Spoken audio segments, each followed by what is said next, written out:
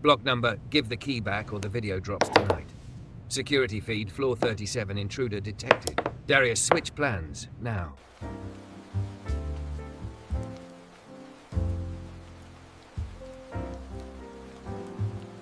Before we dive in, make sure to hit subscribe, tap like and share this video. The more voices we reach, the louder these stories become. And drop your city in the comments. Let's see where love finds us. The Marrowstone was the kind of building that made people whisper without realizing it. 37 floors of glass and pale stone, perched above the river like it had grown there naturally, like it belonged in the skyline the way certain families belonged in power. The lobby always smelled the same. Lemon polish, fresh lilies, and the faint, expensive bite of someone's cologne still clinging to the air after they'd passed through. Darius Cole stood at the front, just off the revolving doors, in a pressed black uniform that fit him like discipline. Tall, broad-shouldered, deep brown skin catching the chandelier light, hair cut close, beard neat. His posture was steady, hands visible, open, calm, because he'd learned that calm was sometimes the only shield you were allowed to carry. Outside, rain turned the street into a mirror. Inside, the marble was so white it looked cold. It was nearly midnight when the elevator chimed, and Veronica Hale stepped out like the hour had been waiting for her. She was thick and curvy in a way that made people glance and then pretend they hadn't. A fitted ivory coat hugged her hourglass figure, cinched at the waist, the hem skimming thighs that moved with practiced confidence. Her blonde hair fell in glossy waves over one shoulder, damp at the ends from the storm mist, and her lipstick, deep wine, didn't smudge even when she pressed her mouth into a line. She carried herself like the building had been built around her silhouette. Darius straightened a fraction. "Good evening, Miss Hale." Veronica didn't stop walking. She didn't look at him. Her heels clicked across the marble like punctuation. "Your package arrived earlier," Darius added, polite, neutral. "I have it secured behind the desk." That made her glance. Just briefly. Hazel eyes skimmed him as if he were a sign on the wall. Darius kept his expression smooth. People like her lived inside that sound, a whole world of dismissal packed into one syllable. She passed the desk, then paused as the revolving doors turned again.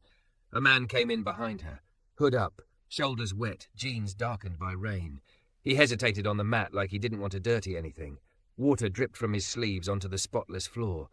Darius stepped forward immediately. "Sir, can I help you?"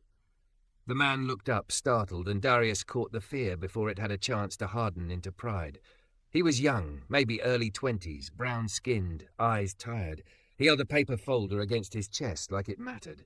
"I'm looking for," the man began. Veronica turned sharply as if the sound of his voice offended her. Her gaze locked onto him and went flat. "Excuse me," she said, too loud for the hour, too sharp for the setting. "What are you doing in here?" The young man's mouth opened again. "I have an appointment." "With who?" Veronica cut in, stepping closer like she was about to inspect him for a barcode. "This isn't a shelter. This is a private building." Darius's chest tightened. He moved between them, not aggressively, just enough to create space. "Ma'am, he said he has an appointment. I can verify." Veronica's eyes snapped to Darius, and for the first time all night she looked directly at him. It wasn't a look, it was a judgment. "Do your job," she said. "Not whatever this is." Darius held his hands open, palms visible, voice low. "My job is to ensure everyone's safety and follow procedure. If he has business here..." "He doesn't," Veronica said immediately, as if she could smell entitlement on residents and poverty on strangers. The young man swallowed. "I'm here to see Mr. Whitaker. The leasing office told me to bring documents." Veronica laughed once. Not with humour, with disbelief. "Mr. Whitaker isn't meeting you at midnight." The young man's cheeks flushed. He said to come after my shift. "I work." "Oh." Veronica's mouth twisted. "So you're sneaking in late because you know you don't belong here during the day." Darius felt heat rise behind his ribs. He kept it locked down, because anger was a luxury he'd learned not to wear in rooms like this. "Ma'am," he said carefully, "if you'll give me a moment, I can call the on-call leasing agent and confirm." Veronica's eyes flicked to the wet footprints the young man had left on the marble. Her tone went colder. "Look at the floor. Look what he's doing to it. This building isn't for you," she said, turning her chin toward the young man like she was issuing a verdict. Go. The words hit the lobby like a slap. The young man's fingers tightened around the folder until the paper bent. His voice came out thin. I'm not trying to. I got the email. I saved for months. Veronica scoffed. Saved, she repeated, like it was a joke. Then she pointed at Darius. And you, why are you letting him stand here dripping all over everything? Call security. Darius swallowed the first response that rose to his tongue. He was security, but not in the way she meant. He was the kind of security people like her assumed they could control with their tone. I can handle it, Darius said evenly. Sir, let me take your name and I'll verify your appointment. If it's confirmed, you're welcome to wait in the seating area while I get towels for the floor. Veronica's laugh came again, harsher. Welcome? She repeated. You're welcoming him? Darius met her eyes. He didn't raise his voice. He didn't flinch. I'm following policy. Veronica stepped closer to him now, close enough that Darius caught her perfume. Vanilla layered over something floral, expensive and sharp. She tilted her head, looking up at him like she'd just noticed he was tall. This building isn't for you either, she said softly, like she was sharing a private truth. Then, louder, so the young man could hear, I don't know why they keep hiring people who don't understand standards. For a second, the lobby went so quiet Darius could hear the rain tapping the glass. The young man stared at Darius, eyes shining with humiliation and something like apology, as if he was sorry for being the reason Darius was being spoken to like that. Darius felt something shift inside him. Not anger, not exactly. Something heavier. A memory of being 17 and watching his mother count bills twice because the first count had felt too hopeful.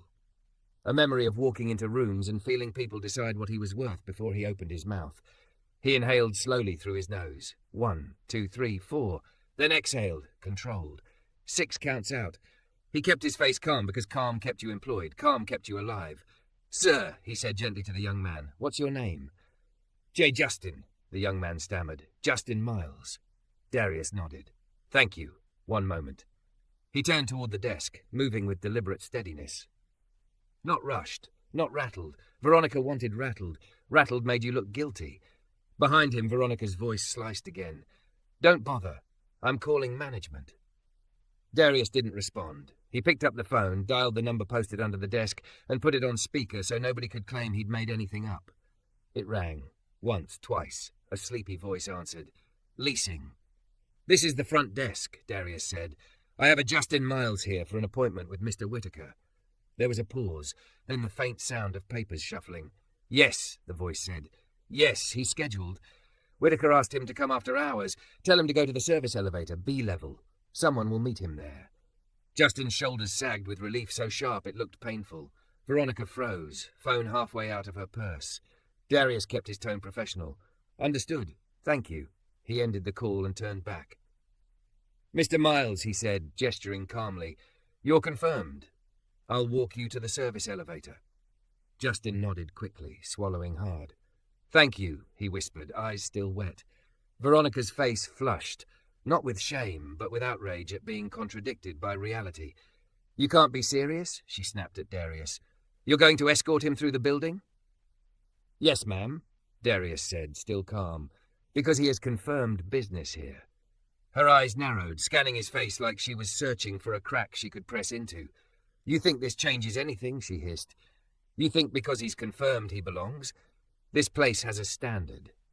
Darius didn't move. He didn't blink. The standard is policy, he said, and I'm following it. Veronica's lips curled. I'll remember you, she said, as if it were a threat that could rewrite the world. Darius's voice stayed level. Have a good night, Miss Hale.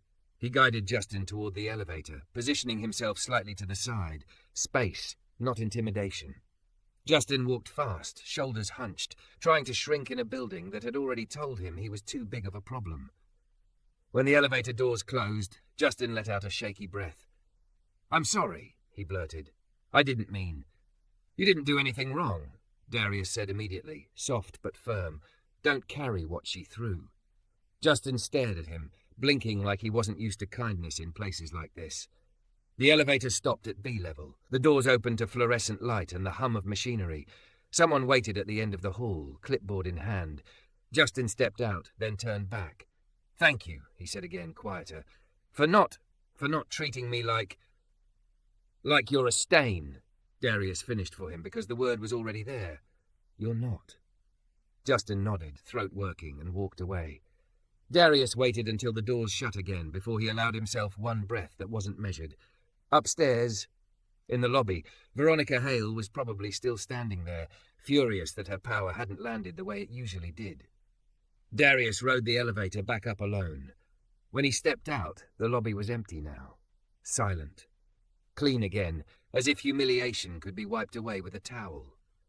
His phone buzzed in his pocket. He checked it behind the desk, screen lighting up the dark marble.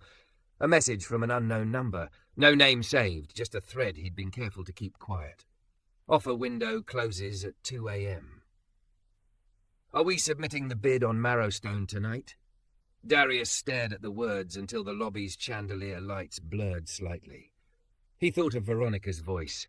This building isn't for you. He thought of the way she'd looked at him like he was temporary. He thought of how people love to confuse a uniform with a limit. His thumb hovered. Then he typed one word. Yes! At 1:47 a.m., the lobby felt like a museum after closing. Too clean, too quiet, too sure of itself. Darius sat behind the desk with the incident log open, typing in plain language the way he always did. Resident confrontation. Visitor verified. No further escalation. He kept it boring on paper because he'd learned that feelings were expensive in places like this, and only some people could afford to spend them. Outside, the rain kept working at the glass like it wanted inside. His phone buzzed again. Riverside Holdings Council is on. Final number? Darius looked up at the empty marble, the chandelier glow, the silent seating area where Justin had stood a few minutes ago, drenched and trying not to drip on someone else's pride. He could still hear Veronica's voice in the back of his skull, sharp as a heel on tile. This building isn't for you either.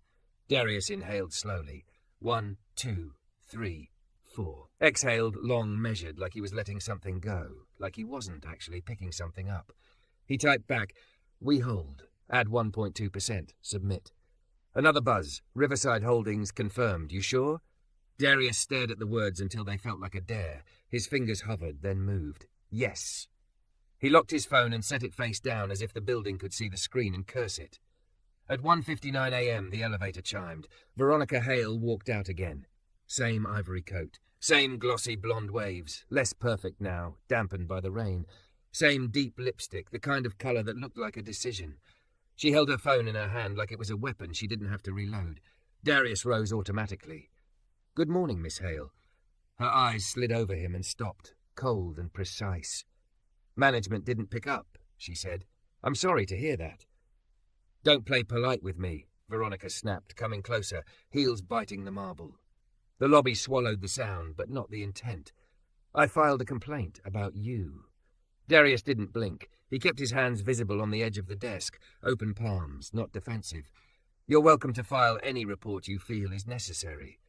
You embarrassed me, she said, voice trembling at the edges with indignation. In my own building. In the lobby, Darius corrected gently, because he couldn't help it. Facts mattered. And I followed procedure.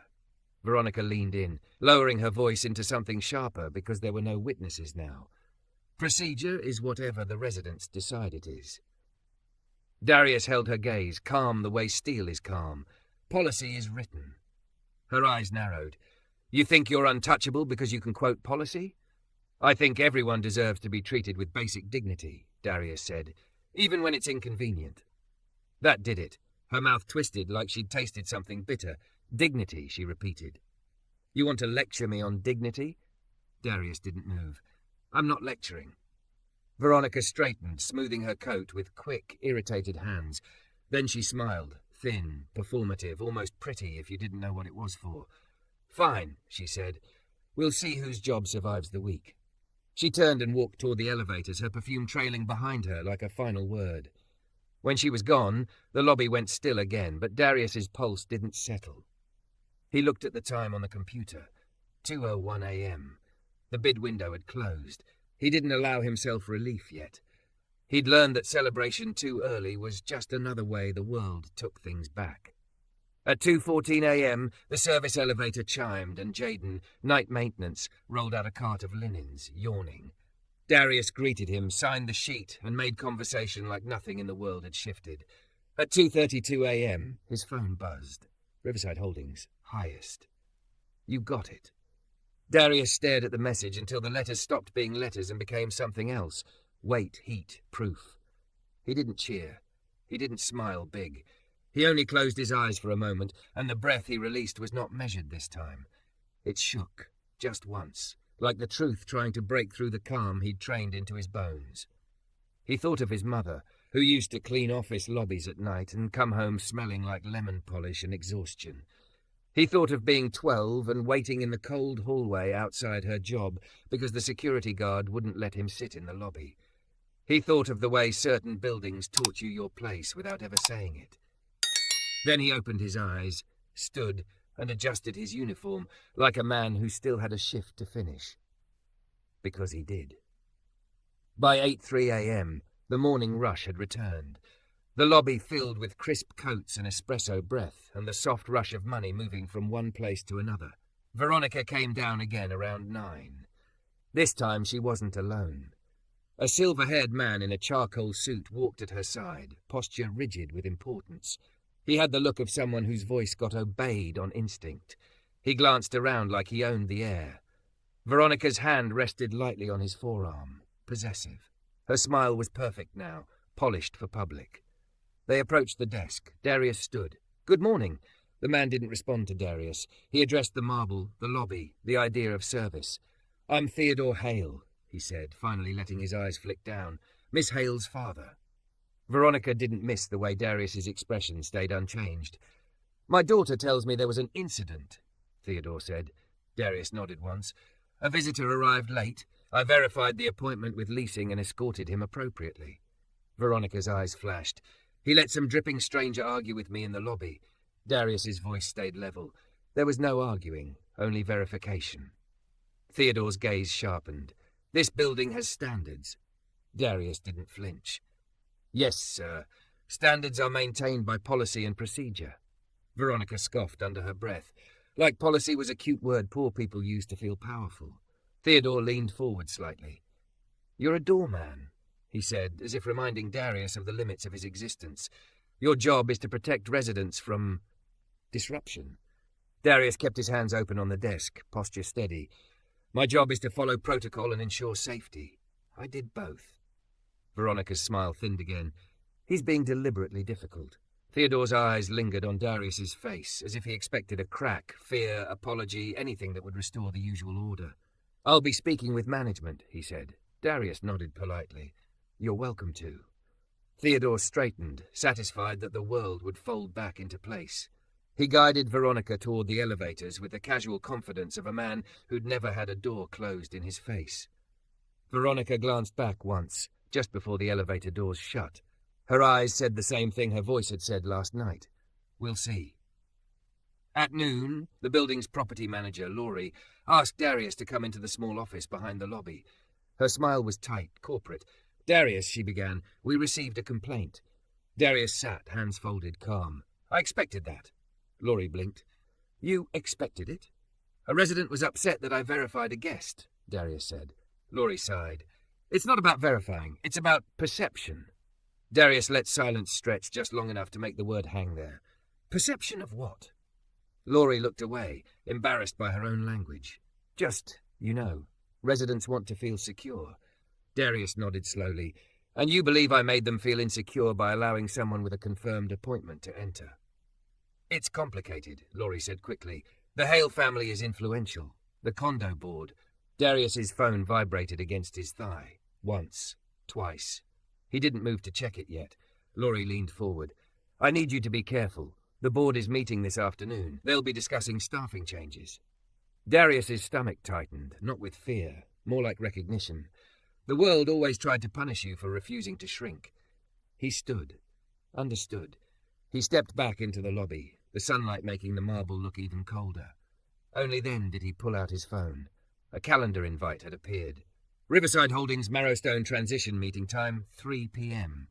Location, boardroom, floor 37, attendees. Legal, asset management, current board representatives. Darius stared at the words until his thumbprint warmed the glass. Floor 37. The top. He looked up at the building's elevators, quiet, shining, obedient. Somewhere inside one of those offices, Veronica Hale believed she could end him with a complaint. Darius slid his phone back into his pocket and returned to his post, face calm, uniform crisp, exactly what they expected. But underneath, something had already changed. And at 3 p.m., the doors that had always opened for other people were going to open for him. At 2:58 p.m., the elevator doors opened onto floor 37 like a mouth closing behind you. Everything up there was quieter on purpose. Carpet thick enough to swallow footsteps, walls panelled in pale wood, windows so wide the river looked like it belonged to whoever stood nearest. A receptionist glanced up, then down at Darius's name on her tablet. "Mr. Cole," she said, and the honorific landed like a new suit. Darius nodded once. He'd changed clothes in a staff bathroom 2 floors down, out of the crisp black uniform, into a charcoal suit that fit his shoulders like it had always lived there.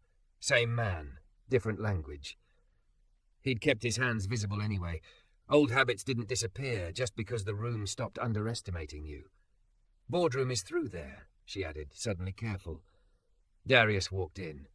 The table was a long, glossy slab of walnut that reflected light like still water. Around it sat people who looked expensive in ways that weren't loud. Legal counsel with perfect hairlines, asset managers with quiet watches, 2 condo board representatives with matching tension in their jaw. Veronica Hale was at the far end, legs crossed, posture sharp, as if she'd been elected Queen of the Air. Thick, curvy, and undeniably striking. Ivory blouse fitted to her hourglass shape, pencil skirt that made her heels seem like punctuation marks. Her blonde hair fell in glossy waves, and that deep lipstick was back, unsmudged, like she'd never raised her voice in her life. Her father, Theodore Hale, sat beside her, silver-haired and rigid in a charcoal suit. Veronica's gaze hit Darius and stopped. For a beat, her face didn't know what to do with what it was seeing. Then she did what she always did, tried to make it smaller by naming it wrong. "You're in the wrong room," she said, voice sweet enough to cut. "Staff meetings are downstairs." Darius didn't flinch. He didn't smile either. He just pulled out the chair opposite her and sat with the same calm he'd used behind the lobby desk. One of the lawyers cleared his throat. "We can begin." Veronica's eyes flicked to the lawyer. Who invited him? The lawyer's expression stayed neutral. "Miss Hale, I'm asking a simple question," she snapped, the sweetness cracking. "Who invited the doorman?" The word doorman hit the table like a coin tossed in a quiet room. Darius kept his hands open on the walnut, palms visible. He watched Veronica the way you watch someone walking toward a cliff with full confidence they can't fall. "Miss Hale," the lawyer said carefully, "Mr. Cole is..." Theodore leaned forward, face hard. "This is inappropriate." Darius turned his head slightly toward him. "Good afternoon, Mr. Hale." Theodore's jaw tightened. "Don't good afternoon me. You should be at your post." Darius inhaled. 1, 2, 3, 4. Exhaled steady so his voice wouldn't carry the heat rising behind his ribs. "My post," he said quietly, "changed." Veronica's laugh came fast and dismissive. "Oh, please." The asset manager slid a folder across the table, stopping it directly in front of Veronica and Theodore. The folder was thick, paper-heavy with consequences. "Riverside Holdings has acquired the Marrowstone," the asset manager said. "Effective immediately." Theodore's face didn't change at first. Powerful men often learn to keep their panic behind their teeth. Veronica blinked, then looked down at the folder like it had insulted her. "That's not possible." The lawyer spoke again, calm as a closing door. "The loan was called. The building entered receivership. Riverside Holdings submitted the highest bid at 2 a.m. The transaction is complete." Veronica turned to her father, suddenly sharp. What is he talking about? Theodore didn't answer fast enough. That was the first crack. Veronica's eyes widened, the glossy confidence faltering. "Dad!" Theodore's gaze stayed fixed on the papers. "It was temporary," he muttered. "Temporary." Veronica's voice rose and the room tensed. "You said the building was secure. You said..." "I said what you needed to hear." Theodore snapped back, then caught himself, recalibrating for witnesses. "It's complicated." Veronica's throat worked like she was swallowing something too big. She looked around the table again, searching for a person who would tell her this was a mistake. Her eyes landed on Darius. And for the first time she looked at him like he was a person who could hold reality. "You," she said. breath thin. "Why are you here?" The lawyer answered for him this time, because sometimes the truth needed a third-party voice to land. Darius Cole is the principal owner of Riverside Holdings. Silence. Not the soft lobby silence that came from wealth and plush carpet. This was the kind of silence that came from a world tilting. Veronica's face went blank, then flushed, then blank again, like her mind couldn't decide which emotion was safest to wear. "That's," she laughed once, high and wrong. "No, that's a joke." Darius held her gaze. "No," he said, "it's not." Theodore's head snapped up, eyes narrowing with sudden fury. "You're telling me—" "I'm telling you," Darius said, still calm, "that the building you treated like a throne was purchased last night." Veronica's lips parted. Her eyes flicked over him, his suit, his steady posture, the way the room didn't dismiss him now. And her face changed again, like she was remembering every sentence she'd thrown in the lobby and hearing it with new ears. "This is—" Her voice faltered, then sharpened, because anger was easier than fear. "This is revenge." Darius's hands remained open. "It's business." Veronica shook her head hard. "Don't do that. Don't hide behind polite words now. You're doing this because I said—" "Because you said the building wasn't for me," Darius thought. "Because you decided my worth by my uniform." He didn't say it yet. Not because he couldn't, but because he wanted her to say it first. Accountability landed different when it came from your own mouth. The lawyer slid another sheet forward. "There are immediate changes," he said. "Staffing decisions, resident conduct policy." "Conduct policy?" Veronica's voice cracked. "You can't rewrite the building like it's a brand?" Darius finished softly. "A toy? A family crest?" Veronica stared at him. Her lashes trembled once. The confidence in her posture drained like water from a glass. "This is my home," she whispered, and there it was. Fear. Finally honest. Darius felt something in his chest tighten. He thought of his mother again, dragging a mop bucket through someone else's lobby at midnight while he waited in a hallway because he wasn't allowed inside. He thought of Justin Miles, wet and apologizing for existing. He thought of Veronica in the lobby, pointing like she could erase people with a sentence. "This is everyone's home," Darius said, "or it's nobody's." Veronica swallowed, eyes shining now in a way that made her beauty feel suddenly human instead of armored. She looked down at her hands, then up again, voice smaller. "I didn't know about the loan," she said quickly, desperate. "I didn't know my father." Theodore's face hardened. "Veronica." "No," she snapped, then turned back to Darius, and the word that followed came out like it hurt. "I was wrong." The table went still again. Darius waited, let the room feel the weight of it. Veronica's voice trembled. I said this building isn't for you." Her eyes squeezed shut for half a second, as if admitting it burned. "I said it like I had the right." Darius watched her carefully. He could tell the difference between regret and inconvenience. He'd learned to. "And you meant it," he said. Veronica's breath hitched. Then she nodded once, slow. "Yes." The honesty in that single nod made the room feel colder.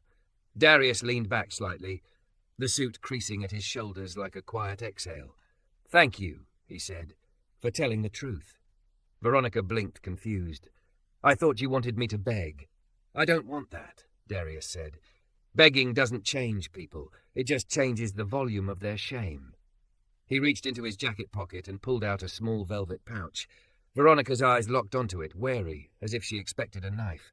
Darius opened the pouch and placed a key on the table. Not a key card. A real key, old-fashioned brass, heavy, engraved with a single word, Marrowstone. Veronica stared at it like it was a verdict. "What is that?" she whispered. Darius slid it gently toward her with 2 fingers. No sudden movement, no dominance, just placement. "It's the master key to the resident relations office," he said. "The one behind the lobby that residents never think about until they want to complain." Veronica's throat worked. "Why are you giving me that?" "Because you know the language of these people," Darius said, nodding toward the table, toward the invisible crowd of entitlement that filled the building every day. "And because you can choose what you do with that knowledge." Her eyes widened. "You want me to, what? Work for you?" "I want you to fix what you broke," Darius said. "Not to earn forgiveness, not to perform guilt, to repair." Veronica stared at the key, then at him, tears threatening, lipstick still perfect, but her breath uneven. "You could throw me out," she whispered. "You could ruin my family." Theodore made a sound of protest, but Darius didn't look at him. I could, Darius agreed. Veronica's shoulders shook once, barely controlled. Then why? Darius inhaled. 1, 2, 3, 4. Exhaled. Because I know what it feels like to stand at a door and be told you don't belong. His voice stayed steady, but the truth in it was raw. And I'm not going to become the kind of man who uses keys to lock people into what they used to be. Veronica's tears slid free, silent. She didn't wipe them immediately, like she'd forgotten how to hide. Her fingers hovered over the key, that old pattern, the hover before touch, like her body had to ask permission now. Then she picked it up. It looked heavy in her hand. "What if I fail?" she whispered. Darius's gaze held hers. "Then you try again," he said. "And if you ever forget where the line is, if you ever feel the old version of you rising, come downstairs and stand in the lobby for 5 minutes. Watch who gets seen. Watch who gets ignored. Remember." Veronica nodded, trembling. Theodore stood abruptly. "This is ridiculous. You can't." Darius turned to him, calm returning like a door closing. "Mr. Hale, you're no longer on the board. Legal will handle the rest." Theodore's face went red with rage. "You think money makes you?" "Money didn't make me," Darius said quietly. "It just made it harder for you to pretend I wasn't already here." Theodore froze. Veronica looked down at the key in her palm like it had rewired her entire world. When she looked up again, her voice was small, honest, stripped of performance. "I'm sorry," she said, "for last night, for all of it." Darius nodded once. "I heard you. It wasn't forgiveness. It was the beginning of something that could become it."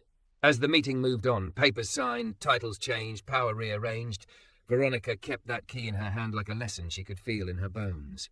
And when it was over, when the lawyers filed out, and the skyline went back to pretending it belonged to the same people it always had, Veronica lingered by the window. Darius was the last to leave. She turned as he reached the door.